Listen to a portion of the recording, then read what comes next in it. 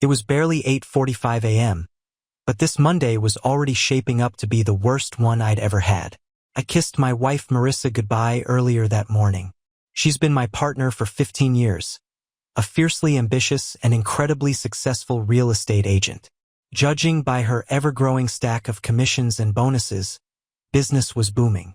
"Have a good day," she said in that overly polished realtor voice I'd come to quietly resent. Her smile lingered a little too long, the kind of smirk that suggested she was holding something back. It gnawed at me, but I let it go. On my way to the office, my mind spiraled through the mountain of reports due by month's end. I got in at my usual time, 7:45 a.m. I dropped my briefcase at my desk, then ducked into the restroom to splash my face and grab a moment of quiet. That's when everything went sideways. Out of nowhere, a sharp pain knifed through me, triggering a guttural scream. Alarmed, my boss, Alan Randall, rushed in. "You okay, Greg?" he asked, voice thick with concern.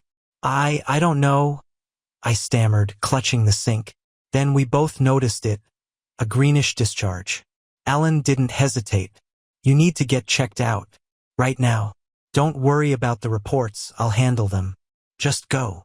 I nodded, dazed but grateful for his calm support.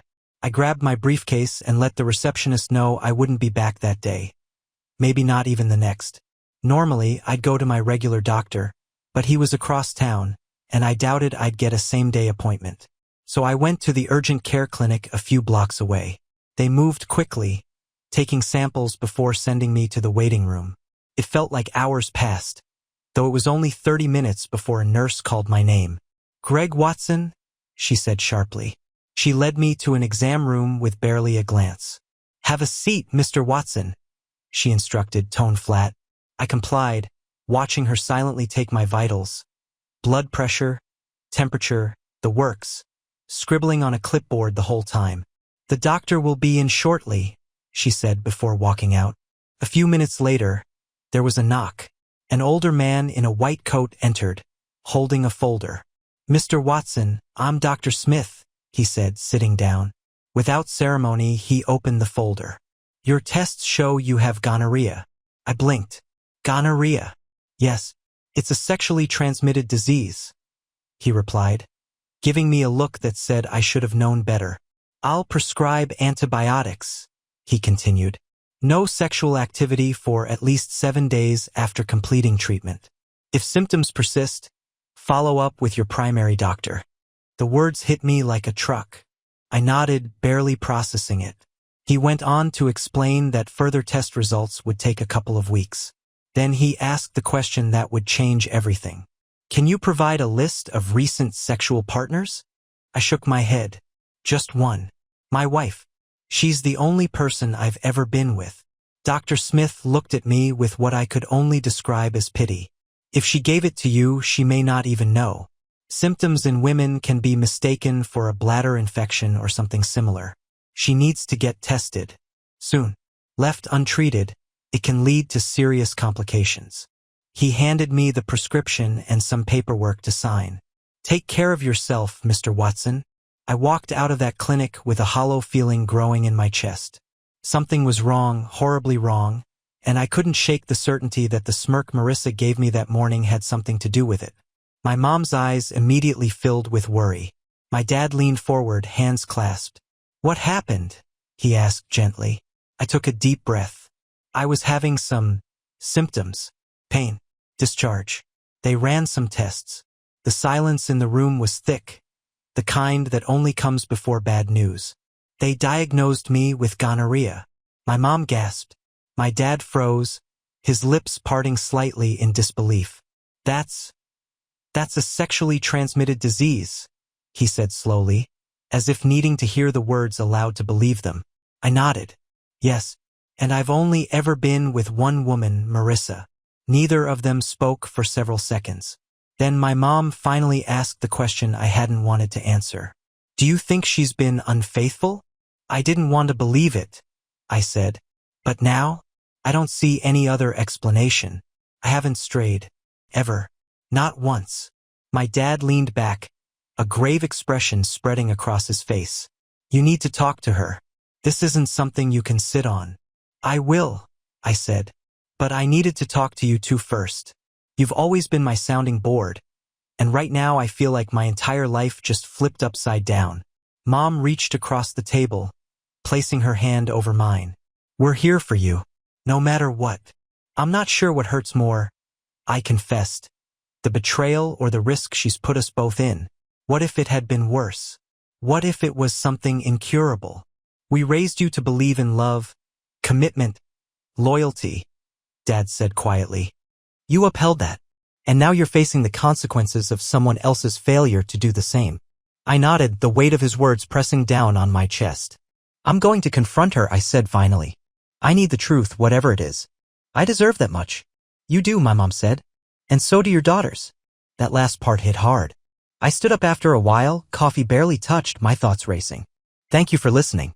I'll keep you posted. Dad walked me to the door again, giving me another hug. Remember, no matter how this plays out, you're not alone. As I got in my car, I knew the next conversation I had to have wouldn't be nearly as compassionate. But it was unavoidable. It was time to talk to Marissa. I'm here to see Gina Hawkins, I told the receptionist. She gave me a professional smile. Of course, Mr. Watson. Ms. Hawkins is expecting you. Please have a seat, she'll be with you shortly. I sat down, the documents heavy in my lap, both physically and emotionally. Everything I thought I knew about my life was unraveling, and now I was about to speak to a lawyer about ending a 15-year marriage I once believed was unshakable. After just a few minutes, the door opened and a confident woman in her early 40s stepped into the waiting area. Gina Hawkins looked exactly how you'd expect a top-tier family law attorney to look: sharp, poised, and no nonsense. Greg? Come on in. I followed her into a sleek, minimalist office. A large window let in natural light, making the space feel more open than I expected. We both sat down at a table across from each other.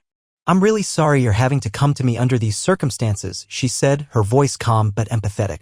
Your father gave me a basic idea of what's going on, but I'd like to hear the full story in your own words. I nodded and told her everything: the symptoms, the diagnosis, the fact that I'd never been with anyone but Marissa, and the mounting suspicions and financial discoveries I made just this morning. Gina took notes, her brow furrowing slightly when I mentioned the separate tax filings and hidden savings. She has nearly $1 million saved, she asked. Yeah, I said, sliding over the folder. I just found the account this morning. I had no idea it even existed. Gina reviewed the bank statements carefully. These documents will be very helpful. From a legal perspective, hiding assets, especially in a marriage where there's a fiduciary duty to disclose income, is serious. This could significantly impact property division. I leaned back in my chair, the weight of it all sinking in deeper. And she exposed you to an STD, Gina continued. Infidelity is bad enough, but this puts your health at risk. That can carry legal consequences in some jurisdictions, especially if you can prove willful endangerment. What about custody? I asked. I don't want to fight dirty, but I also don't want the girls around someone I can't even trust anymore. Gina nodded. If you pursue divorce, we'll advocate for joint custody, possibly with you as the primary residential parent, especially given the current instability. It would help if your daughters could stay with your parents for a few days to keep them away from the tension at home. They're already with them this afternoon, I said. We agreed it's best. She smiled approvingly. Good. You're already making sound decisions. This process is going to be emotional, but if you stay grounded, we can protect your rights and your daughter's well-being. Gina outlined the next steps: gathering financial records, documenting communications with Marissa, and avoiding confrontations. Don't accuse her directly just yet, she warned. Let the process speak for itself. It's easy to say the wrong thing in anger. I nodded. I'll do my best. You've already done more than most, she said, closing the folder. I'll draft the initial paperwork and send it to you for review. We'll file when you're ready. After shaking hands, I left her office feeling strangely empowered, but also aware that the hardest parts were still ahead. As I drove away, Marissa's text from earlier flashed in my mind again. Don't wait for dinner. Showing might go late. Yeah. Late showing. Sure. What she didn't know was that I wouldn't be waiting anymore, not for her excuses, not for explanations, and not for permission to take back my life. Okay, I said, my voice quiet but firm. The thought had never occurred to me before, but in the wake of everything I'd discovered, nothing felt off-limits anymore, not even paternity. Gina gave me a reassuring nod. No judgment, Greg. It's just good to be prepared, especially when things might get messy. I took a sip of my coffee, which had already started to cool, and sat back. I never imagined I'd be here, talking about this kind of stuff. No one does, Gina said gently. But you're handling this the right way, carefully, not emotionally. That will serve you well, especially with your daughters in the picture. Just then, her phone buzzed. She glanced at it and smiled faintly. That was fast. My investigator confirmed the address you gave. He's heading over now. Discreet, like I promised. Thanks, I said, genuinely relieved. Gina looked back down at her notes. So let's map out our next steps. First, we'll file for divorce on the grounds of adultery, pending further evidence. That gives us a moral and emotional anchor in the court's eyes. We'll also request temporary custody of the girls with the argument that their current environment is unstable and potentially unsafe. I nodded slowly. They're staying with my parents right now. I didn't want them around all this. Smart move. Judges look favorably on that kind of decision-making. Once we have evidence of the affair, we can push for primary custody, especially if the situation she's involved in poses a risk to the children. What about the financials? I asked. Right? We'll use the hidden account as leverage in negotiations. If she doesn't disclose it voluntarily, we'll subpoena the records. It's a strong bargaining chip. I looked out the window, trying to process everything. So what happens now? Now, Gina said, you go home, get your paperwork in order, and prepare for the long game. I'll draft the initial petition for divorce and have it ready for your signature within 48 hours. As soon as we file, she'll be served. And the private investigator? You'll get updates as soon as they come in. He'll keep a record of where she goes, who she meets, how often. If there's an affair, we'll have proof soon enough. There was a pause. You're doing the right thing, she added. Not just for you, but for your daughters. Thanks, Gina, I said, standing up. I appreciate everything. I really do. We shook hands again, this time with more resolve. As I left the office, the sun felt too bright for the weight of the day. I slid into the car and stared at the house address still pulled up on my phone. I didn't recognize it, but my gut told me exactly what I'd find there if I went. For now, though, I wouldn't go chasing ghosts. That was the investigator's job. Mine was to protect my daughters and start building a future that wasn't built on lies. Isn't there any way you could forgive her? Ginger asked, her voice barely more than a whisper. The question hit me hard. My daughters, innocent, confused, and suddenly caught in the center of something far too adult for their years, were trying to make sense of a crumbling world. I paused, not because I didn't have an answer, but because I wanted to give them the right one. Forgiveness is important, I said carefully, and maybe someday I'll find a way to forgive her in my heart. But forgiveness doesn't mean pretending nothing happened or staying in a situation that's unhealthy or unsafe. It means letting go of the anger when you're ready, but not ignoring the truth. Lisa nodded solemnly while Ginger looked like she was holding back tears. I reached out and pulled them both in for another hug. No matter what happens between your mom and me, I said firmly, you are both my daughters. I love you more than anything in the world. That will never change. And none of it is your fault. Do you understand? They nodded together. Lisa looked up. So, what do we do now? You'll stay with Grandma and Grandpa for a few days. Just until things settle down here. They'll take you to school and I'll check in every day, okay? Okay, they echoed in unison. Before you go, I do need to do one thing. I opened the test kit and gently explained the DNA swab process. They were a little nervous, but trusted me. Within minutes, the samples were secured and packed up for the lab. As they went to pack their bags, I sat back down with my coffee, staring at the fading sunlight bleeding through the kitchen window. I had hoped to shield them from the storm, but they'd already seen the clouds forming long before I had. 10 minutes later, the girls reappeared with small duffel bags. I walked them to the car and made the short drive to my parents' house. My mom greeted them at the door with warm arms and gentle smiles, ushering them inside while my dad gave me a knowing nod. She told them, he asked quietly once the door closed. No. They told me, I said with a sigh. They'd already noticed. We stood in silence for a moment before he clapped me on the back. Kids see more than we think. Yeah, I replied. They really do. I said my goodbyes and promised to call before bedtime. As I drove home, the house felt colder in my mind than it ever had in reality. Marissa still hadn't texted anything more. No updates. No apologies. Just silence. But I knew silence often hides the loudest truths. I'm trying, I told Loretta, letting out a sigh that felt like it had been waiting all day. I need to go make dinner now. We'll talk later, okay? Of course, she said gently. And Greg, if you need anything at all, you can call me. We're still family. Thanks, Loretta. That means a lot. We ended the call and I sat there in the quiet of the car for a moment, letting it all sink in. Marissa's sister, of all people, had just confirmed the version of her I was only beginning to see clearly. The version hidden beneath the realtor polish, the ambitious smile, the late-night showings. The version that had fooled me for 15 years. Back home, the silence was loud. No sound of dishes clattering in the kitchen, no kids fighting over the TV remote, no laughter echoing from upstairs. Just the dull hum of the refrigerator and the ache of absence.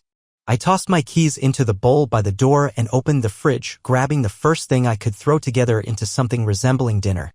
I wasn't hungry, but I needed the distraction. Cooking had always been my therapy, even when the rest of my world was burning. Halfway through chopping vegetables, I got a text. Heading home. Long day. Hope yours was better. My jaw tightened as I stared at the screen. So casual. So normal. I typed a response. We need to talk when you get in. No smiley face. No, love you. Nothing more. Seconds later, the message was marked red. No reply. Fine. I cleaned up the kitchen, turned off the stove, and sat on the couch, waiting. Not angry anymore, just cold, distant. Resigned. At 8:42 p.m. I heard her key turn in the lock. The door opened and Marissa stepped inside, dressed sharp as always, hair and makeup untouched by the supposed showing. She paused when she saw me sitting there in the dim light. Hey, she said, trying to sound upbeat. Sorry I'm late. Sit down, I said evenly. Her eyes narrowed slightly, but she complied, setting her purse down and lowering herself onto the couch opposite me. What's going on? She asked, voice trying for innocence but already bracing for impact. I looked her straight in the eye. I saw a doctor today. She blinked. Are you okay? I have gonorrhea. The color drained from her face. What? She whispered. I've never been with anyone but you, Marissa. Not ever. And now I'm sitting here in her home telling you I contracted an STD. You want to explain how that happened? Silence. She stared at me, mouth slightly open, searching for words that wouldn't come. You can stop lying now, I added. I know about the hidden bank account. I know about the fake showings. I know about the late-night calls. And the girls, they've heard you too. Lisa told me what she overheard. They knew something was off before I did. Tears welled in her eyes. Greg, save it, I said flatly. This isn't the moment for excuses. What are you going to do? She asked, voice trembling. You're going to get tested. Immediately, I said. I've already spoken to a lawyer. The papers are being drafted. And tomorrow, you're going to pack a bag and go stay with Loretta until we figure out the rest. Her breath hitched. You've already, Yes, I interrupted. And I've taken a DNA test. With the girls. Because after today, I can't afford to just believe anymore. I need to know. She buried her face in her hands, finally breaking down. I stood up. You've destroyed a family, Marissa. And you've put my health at risk. But more than anything, you betrayed the people who loved you the most. As I walked away, I didn't slam the door. I just left her there, exactly where she left our marriage, silent, exposed, and too late to fix what was broken. With trembling fingers and eyes still wet, I dialed Gina. She picked up on the second ring. Greg? I watched the clip, I said, my voice low and cracked. I listened to everything. There was a pause on her end before she responded gently, I'm sorry. I wouldn't have asked you to do it if it wasn't necessary. She's been cheating on me for years, Gina, I said, struggling to steady my voice. And not just that, she's been planning this. Waiting until the girls go off to college so she can drop me and disappear. She mentioned the girls too, didn't she? Gina asked. Yes. She even said she's not sure if they're mine, I replied, biting down the bitterness. She shrugged it off like it meant nothing. As if I'm just some idiot she's been dragging along. I've seen a lot of messy divorces, Gina said, her tone now firmer. But this is calculated. You're dealing with someone who doesn't just want freedom, she wants control. But Greg, this audio is exactly what we needed. You have ironclad evidence now. I took a deep breath. What's next? We file. Immediately, she said without hesitation. We'll serve her first thing tomorrow morning. And with this level of evidence, we'll request an emergency custody order. If the court hears this, her admission that she doesn't even care whether the girls are biologically yours, it'll heavily influence custody decisions. She even called them a burden, I said quietly. She said she didn't want to end up with 2 teenage girls on her hands. I know, Gina said. I heard it too. You have a strong case. And when the paternity test confirms what we suspect, that you were their father, it only strengthens your position. I leaned back in my chair, emotionally drained. She fooled everyone. My family, her friends, even her own sister. She's not going to fool the court, Gina said firmly. Email me the paternity test confirmation the moment it comes in. In the meantime, I'll finalize the petition and prep the filing. We'll get her served before the end of the week. Okay. And Greg, she added before we hung up, I know it hurts. but you've handled this with more strength than most people could manage. Stay focused. We're almost there. I thanked her and ended the call. Then I sat there, alone in the quiet of the room, replaying her voice in my head. He has no idea he'll believe anything I say. But she was wrong. Now I knew everything. And I was done believing. I stared at Dr. Blake, the words echoing in my mind like a slow, relentless drumbeat. HIV positive. It didn't fully register at first. I blinked, trying to absorb the syllables, to make sense of them, to separate the medical reality from the emotional aftershock. Wait, I finally said, my voice hollow. You think she has HIV? Dr. Blake nodded with a grim but professional expression. Her initial blood panel raised several flags. We ran a rapid antibody test and it's reactive. However, it's not definitive. We've sent samples to the lab for full confirmation. Those results could take several days. I gripped the edges of the chair. Was she aware? There's no indication she knew, he replied gently. There were no HIV-related medications in her purse or on her person. But again, we can't speak to her awareness until we can talk to her directly. Right now, she's unconscious and in a fragile state. My stomach twisted. I thought I had already reached the limits of betrayal, that there was nothing more she could do to surprise me. But I was wrong. This wasn't just infidelity. This was recklessness. Dangerous, selfish, unfiltered recklessness, endangering herself and me and possibly others. I've already been tested, I said quietly, almost to myself. I should get retested too, right? Dr. Blake nodded solemnly. That would be wise, given this new development. I can put you in contact with our infectious disease specialist to follow up. I rubbed my face, then looked up at him. What are her chances? I mean, will she wake up? He hesitated for a moment before answering. We hope so. The brain injury was serious but not beyond recovery. Right now, our focus is on stabilizing her vitals and managing the trauma. The next 48 to 72 hours are critical. Can I see her? Yes, he said. I'll have a nurse take you in. But prepare yourself, there are a lot of machines. Tubes, monitors. It can be overwhelming. I nodded numbly. A nurse arrived a moment later and led me down a quiet hallway to a private ICU room. The lights were low, the steady beep of a heart monitor the only sound in the room. Marissa lay still, her body bruised and bandaged, a ventilator tube helping her breathe.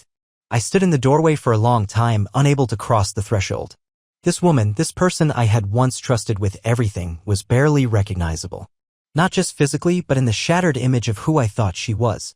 The folder in my jacket suddenly felt heavier than ever. Eventually, I stepped inside and sat beside her bed. I don't even know who you are anymore, I whispered. I didn't cry this time. I just sat there, watching the machine do what she no longer could, keep her breathing. The DNA results came in on a cloudy Thursday morning. I opened the envelope with trembling hands, sitting alone at the kitchen table, the coffee I'd poured half an hour ago untouched and cold. As I scanned the document, my eyes locked on the results. Both children are a biological match. A wave of relief washed over me. After everything, every lie, every betrayal, every seed of doubt planted by Marissa's own careless words, this one truth grounded me. Lisa and Ginger were mine. They were always mine. No matter how much else had crumbled, that piece of my life stood firm. I texted Gina a photo of the results. Her reply was immediate. Solid foundation for custody. You're doing everything right, Greg. Let's finalize this. Later that day, while the girls were at school, Loretta and I finished moving Marissa's things into the apartment I'd leased. It wasn't much, modest but clean. Close enough to the hospital that visiting wouldn't be a burden, but far enough from the house that her presence wouldn't linger in our daily lives.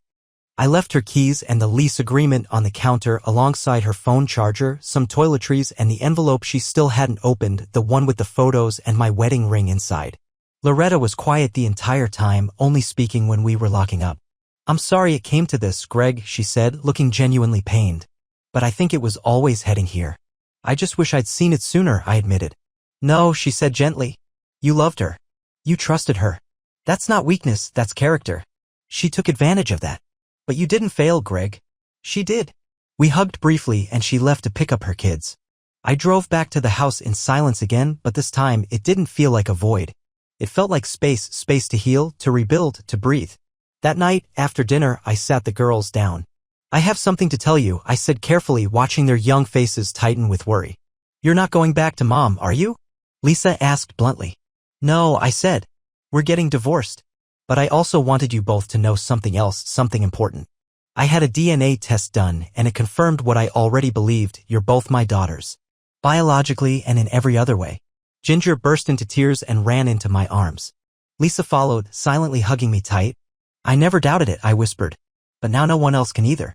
Good, Lisa murmured into my chest. Because we only want you, Daddy. In that moment, I felt something I hadn't felt in weeks, peace. Not because everything was solved. Not because it didn't hurt. But because the truth had finally replaced all the lies and I was no longer living in the dark. Marissa looked down, her fingers grazing the edge of the divorce papers. I guess I deserve that, she said softly, her voice barely audible above the hum of the machines around her. I didn't respond.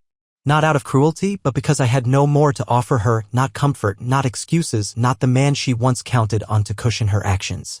That part of me had died the moment I watched that video. After a long silence, she asked, "Is there someone else?" "No," I said flatly. "Unlike you, I don't look for escape when life gets hard. I stay. I show up. I keep my promises." She winced as if my words were a physical blow. I didn't mean to twist the knife, but I also wasn't here to soften the truth for her anymore. "You've made your choices," I continued. "Now we're all living with the consequences. You, me, and the girls." "I never meant to hurt them," she said, eyes glistening. "You didn't just hurt them," I replied, tone still even but sharp with precision. "You broke their trust. That doesn't come back with an apology or a bouquet of regrets." She swallowed hard, blinking against the tears. "I'm going to give you space to recover," I added. "When you're discharged, the keys and lease agreement to your new apartment will be waiting at the nurse's station. Everything has been moved in. You're not going back to the house. I think we both know the chapter's closed." "You planned all of this?" she asked, more surprised than accusatory. I reacted, I corrected. "To what you planned behind my back." Her face turned toward the window. Maybe it was shame. Maybe it was just avoidance. Either way, I didn't need to stay any longer. I stood, grabbed my coat, and walked to the door. Just before stepping out, I turned back one last time. "The girls are strong," I said. "They'll be okay. I'll make sure of it." Then I walked out, leaving her there with the papers, the silence, and the wreckage she had created. Outside, the evening sky was fading into a golden dusk. Loretta was waiting by the elevators. "You all right?" she asked. "I'm getting there," I said honestly. Together, we walked toward the exit. "I don't think she ever expected you to take control like this," Loretta said as we reached the parking lot. "She underestimated me," I replied. "She thought love made me weak. But it didn't. It made me fight. Just not for her anymore." Loretta gave me a look of quiet admiration. "You're doing right by the girls, Greg. That's what matters now." "I know," I said, unlocking my car. "Thanks for everything, Loretta." She nodded. "Keep in touch. And let me know when the court date's set." "I will." That night, back at my parents' house, the girls were finishing up their homework. My mom brought out the promised lasagna and we sat down to eat together, just the three of us. It wasn't the life I had planned, but it was the life I had now. And I was ready to live it fully, honestly, and on my terms. Meanwhile, I found peace in the quiet rhythm of our new life. There were still difficult days, missed curfews, emotional outbursts, the occasional slammed door, but beneath it all was trust. The girls knew I was there for them every single day. Not perfect, but present. And that mattered more than anything. Lisa took up guitar, pouring her emotions into music, while Ginger threw herself into volleyball, her natural athleticism earning her a spot on the varsity team earlier than expected. Watching them grow, stumble, and thrive reminded me what this had all been for. I'd once believed my purpose was to support Marissa and build a family around her dreams. Now I realized my purpose was simpler, to be the father my daughters needed, and the man they could respect. As for Marissa, she remained at a distance, slowly rebuilding her life. From what the girls told me, she'd made an effort to be more honest and accountable. No more lies, no more late-night disappearances, no more masks. Whether it was guilt or genuine growth, I couldn't say. But I was content to let time prove whatever truth was left in her. The girls' guarded resentment eventually softened. After a few afternoon visits and tearful conversations, Lisa agreed to have dinner with her. Ginger followed not long after. I never pushed them, but I supported their right to heal on their own terms. One evening, as I cleaned up dishes after another lasagna night at my parents' house, Lisa came to me with her arms crossed and a conflicted expression. "Dad," she said hesitantly, "Mom wants to take us out for a weekend trip. Just the three of us. Nothing fancy, just time together." I turned to face her, towel in hand. "Do you want to go?" I asked. She looked down. "Part of me does, just to see if she's really changed." But I won't if you don't want me to. I smiled gently. Lisa, I'm not the one who needs to want it. You are. You and your sister. I trust you both to make that decision, and to know when it's too much. She nodded slowly. Thanks, Dad. Just promise me one thing, I added. If anything feels off, you call me. No questions asked. I will, she said, smiling back. The next morning, I found myself smiling over coffee, something I hadn't done in a long while without prompting. Lisa walked into the kitchen, still in her pajamas, and smirked when she saw the look on my face. Someone had a good night, she teased. I raised an eyebrow. What makes you say that? Dad, please. You've been humming since you walked downstairs. And you never hum. Ginger joined us, already dressed and scrolling through her phone. So, when's the next date with Miss Casserole? I laughed, genuinely amused. Miss Casserole? Really? Lisa shrugged. Hey, she feeds you. We approve. I'm not rushing anything, I said. But yeah, we're talking about another evening soon. Maybe something quieter this time. You deserve this, Dad, Ginger said more seriously. We just want to see you happy. Their words meant more than they probably realized. They'd seen me at my lowest, and now they were cheering me on in this new, uncertain step forward. Over the next few weeks, Rhonda and I continued seeing each other. Sometimes it was just coffee after church, other times a walk through the farmer's market or a quiet dinner at her place while the kids hung out upstairs. We didn't define anything too quickly, and that felt right. There was comfort in the simplicity of it. Shared stories, quiet laughs, knowing glances across crowded rooms. No pressure, just presence. One night, after helping Rhonda fix a leaky kitchen faucet, we sat on her back porch under string lights she and her daughter had hung last summer. The air was crisp, and her hand found mine as we listened to the crickets. I didn't think I'd feel this way again, she said softly. Neither did I admitted. But here we are. Here we are.